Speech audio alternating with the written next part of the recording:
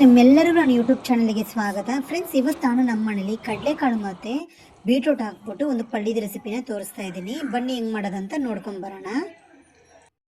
ಈಗ ಒಂದು ಕುಕ್ಕರಲ್ಲಿ ಕಡಲೆಕಾಳು ನೆನೆಸಿರೋ ಕಡಲೆಕಾಳು ಉಪ್ಪು ಹಾಕ್ಕೊಂಡು ಒಂದೆರಡು ವಿಸಿಲ್ ಬರ್ಸ್ಕೊಂಡು ನೋಡಿ ಈ ಥರ ಬೇಯಿಸ್ಕೊಂಡು ಇಟ್ಕೊಂಡಿದ್ದೀನಿ. ಅದಕ್ಕೆ ನಾನು ಇವಾಗ ಬೀಟ್ರೂಟ್ ಮತ್ತು ಒಂದು ಆಲೂಗಡ್ಡೆನ ಹಚ್ಚಾಕೊಂಡು ಇದನ್ನು ಒಂದೆರಡು ವಿಸಿಲ್ ಬರೆಸಿ ಪಕ್ಕದಲ್ಲಿ ಎತ್ತಿಟ್ಕೊಳ್ಳೋಣ. ಈಗ ನಾನು ಬಾಣಲೆಯಲ್ಲಿ ಒಂದೆರಡು ಸ್ಪೂನಷ್ಟು ಎಣ್ಣೆ ಹಾಕ್ಕೊಂಡು ಸಾಸಿವೆ ಹಾಕ್ಕೊಂಡಿದ್ದೀನಿ. ಸಾಸಿವೆ ಸಿಡಿದ್ಮೇಲೆ ಜೀರಿಗೆ ಹಾಕ್ಕೊಳ್ಳೋಣ.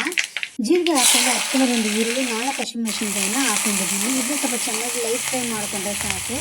ಇದಕ್ಕೆ ನಾನು ಹಚ್ಕೊಂಡಿರೋ 2 ಟೊಮೊಟೊನ ಹಾಕ್ಕೊಳ್ತಾ ಇದ್ದೀನಿ. ಅದಕ್ಕೆ ಸ್ವಲ್ಪ ಕರ್ಬೇವು ಸೊಪ್ಪು ಹಾಕ್ಕೊಂಡಿದ್ದೀನಿ. ರುಚಿ ತಕ್ಕಷ್ಟು ಉಪ್ಪು ಹಾಕೊಳ್ಳಿ.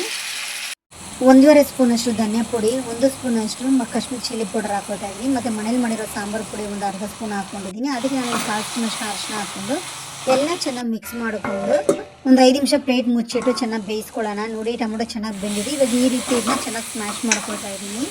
ಚೆನ್ನಾಗಿ ಸ್ಮ್ಯಾಶ್ ಮಾಡ್ಕೊಂಡು ಇದಕ್ಕೆ ನಾನು ಕಡಲೆಕಾಳು, ಆಲೂಗಡ್ಡೆ, ಬೀಟ್ರೂಟ್ ಬೇಯಿಸ್ಕೊಂಡಿದ್ದೀನಿ. ಹಾಕ್ಕೊಳ್ತಾ ಇದ್ದೀನಿ. 5 ಫ್ಲೇಮಲ್ಲಿ ಇಟ್ಕೊಂಡು ಚೆನ್ನಾಗಿ ಕುದಿಸ್ಕೊಳ್ಳೋಣ. ಚೆನ್ನಾಗಿ ಕುದಿಸ್ಕೊಂಡಷ್ಟು ಗ್ರೇವಿ ಥಿಕ್ನೆಸ್ ಬರುತ್ತೆ. ಆಲೂಗಡ್ಡೆ ನಾನು ಒಳಗೇ ಸ್ಮ್ಯಾಶ್ ಮಾಡ್ಕೊಳ್ತಾ ಇದ್ದೀನಿ. ಅದರಿಂದ ಗ್ರೇವಿ ಟೇಸ್ಟು ಸೂಪರಾಗಿ ಬರುತ್ತೆ. ನೋಡಿ, ಈ ರೀತಿ ಕಾಣಬೇಕು. ಸಕ್ಕತ್ತಾಗಿ ಬಂದಿದೆ ಬೀಟ್ರೂಟ್ ಮತ್ತು ಕಡಲೆಕಾಳು ಪಲ್ಯ.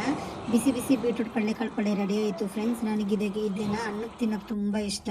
ಆದರೆ ನೈಟ್ ಡಿನ್ನರ್ಗೆ ನಾನು ಇವತ್ತು ಚಪಾತಿ ಮಾಡಿದ್ದೀನಿ. ಮಿಕ್ಕಿದ್ರೆ ನಾಳೆ ಮಧ್ಯಾಹ್ನ ನಾನು ಅನ್ನದ ಜೊತೆ ಟ್ರೈ ಮಾಡ್ತೀನಿ. ನನ್ನ ಯೂಟ್ಯೂಬ್ ಚಾನಲ್ನ ಸಬ್ಸ್ಕ್ರೈಬ್ ಮಾಡಿ friends. Thank you. Bye bye.